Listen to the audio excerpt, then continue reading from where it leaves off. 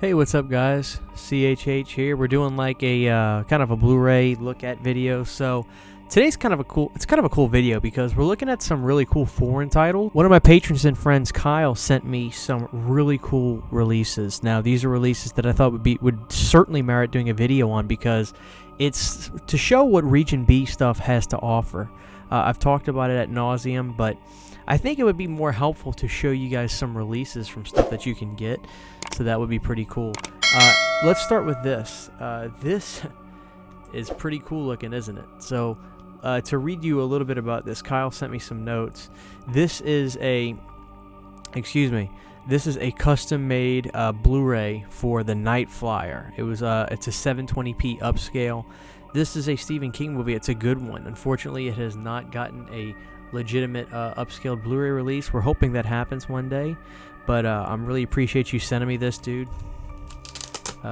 Big fan of this movie. Late 90s. Really cool artwork on there. I really like that. Good movie. There's our disc art.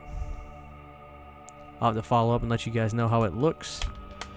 I believe this is going to be in 4:3 because it was a TV movie. But hopefully it'll look much better than the DVD that I have. So, dude, that's awesome. Thank you for that. That's a custom Night Flyer Blu-ray. Really appreciate that. Alright, guys, so next, let me read the note from him. Okay, Christian, I'm very happy to be sending this to you. I am 44 years old, and I was lucky enough to see the Blair Witch Project in April of 1999 when I was 20 by way of a radio contest win, and of course, it scared me until July of 1999 when the cast made the cover of Time magazine. I thought it was real. In October of 1999, I was working at Tower Records, and remember the day the VHS copy of The Last Broadcast came in, and all the employees were fighting over the one copy to rent, simply based on the front cover stating it preceded and influenced the Blair Witch Project. I still think it holds up except the ending. I absolutely agree with that. I think the movie's great, but the ending's not so great, and has its place in modern found footage films. And the fact that I had to go to a foreign company, 101 Films, to obtain this in HD or on Blu-ray is insane. I truly believe that this film has been forgotten and remains overlooked, and I'm happy to have it, and know you will too. You can let your audience and camera know this is still available from 101 Films on Region B Blu-ray, and they can have it at a great price, and they have very fast shipping from the UK. Enjoy, man. Well, let's look at this, guys. So this is why I said today's video would be a really cool one, because we're going to be able to look at some releases that you can get, from overseas and see what they have to offer.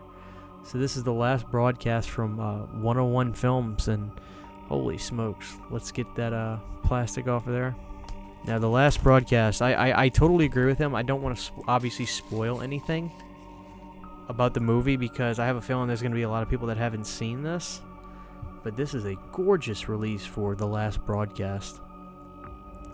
It has a new interviews with co-directors Stephen Avalos and Lance Wheeler. Limited edition booklet includes Welcome to the Digital Age, The Last Broadcast and the Horrors of the Internet by Philip S. Scott, and Fact or Fiction by Sarah Appleton. Newly commissioned artwork by Stephen R. Bissett.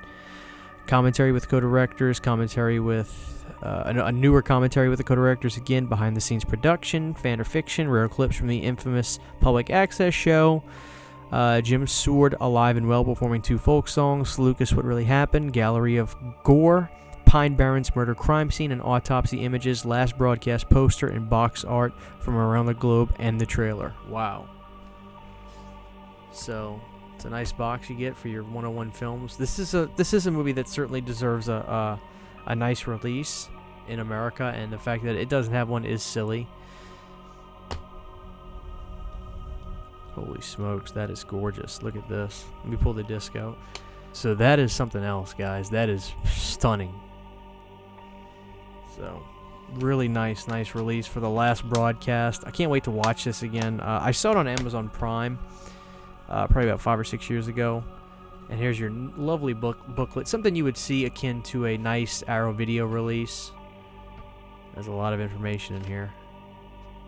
If you haven't seen this movie, I definitely recommend checking it out. That I'll say. I don't know if I'd say it's better than The Blair Witch. It's hard to say. This one is got a high creep factor too, but ending-wise, it's no comparison. I'd go with The Blair Witch, but I don't know. I'd got to revisit this one again to give a real honest opinion on it. But that is the last broadcast from 101 Films, guys. I mean, that is just beautiful. Dude, Kyle, that's awesome. And here's the main event. Alright, Christian, this one needs no introduction for you. If the Scream Factory release is the Honda Accord EX version for US fan, then the Indicator Blu-ray release you have there is the Aston Martin version, and one you need to own. I think Indicator Films does a better job at packaging and presentation and bonus features than most US releases of horror and sci-fi. I prefer their version of John Carpenter's Vampires than Scream Factory or Twilight Time, and their prices are cheaper as well. I will always love Scream and Shout Factory and even some Twilight Time releases, but for certain titles, Indicator is the benchmark. This release is packed, as you can see, with bonus features, and I think you'll be a happy man. Enjoy, sir. Thank you again, man. I truly, truly am just blessed and honored that you wanted to send me these. And guys, this is my favorite, probably besides like True Lies, my favorite Jamie Lee Curtis movie, Road Games. Now, this sucker is thick. Road Games, guys, is the real deal. Holy smokes. I'm just gonna let you pause that if you want to get well, let me there you go. Is it in focus? Alright, guys, so I'm not even gonna attempt to read all this. Just pause that if you need. That is an insane amount of special features. I am at a loss for how many special features that Road Games has. Wow. That is something else. So, yeah, guys, this movie is fantastic. Scream Factory did put this out just in case you maybe just want to get it and not a region-free person. But if you are region-free, I can already tell this is the real deal right here. So let's have a look at this release of Road Games from Indicator, which I have one title from Indicator. I have God, what is that title I have? It's slipping my mind right now. It's an old movie. Night of the Demon. Alright, so let's take that off. That's just a little... Now, this is like an Arrow release right here.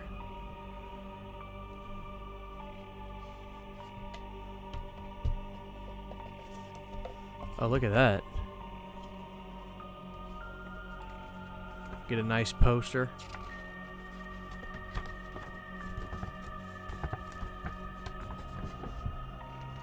That's what's up. Oh, here's the like, I guess the quad poster for Road Games. That is nice.